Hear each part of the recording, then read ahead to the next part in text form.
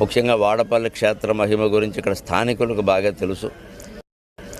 ఇక్కడ ప్రతి శనివారం ప్రత్యేకించి 7 వారాల దర్శనం అనేది పెట్టిన తర్వాత చాలామందికి చాలా అనుకోని కోరికలన్నీ తీరి అనేక కష్టాల నుంచి వాళ్ళు బయటపడి అనేక రకాల వ్యాధులు నయమై ఎంతో ఆరోగ్యంగా ఆనందంగా ఉన్నారు ఈ ప్రాంత ప్రజలంతా. ఈ ప్రాంతాల నుంచి దూర దేశాల నుంచి వచ్చి కూడా We came from Darjeeling, Sikkim, and I'm from Austria together with my husband. నేను అమెరికా నుంచి వచ్చానండి. నా పేరు బిందు.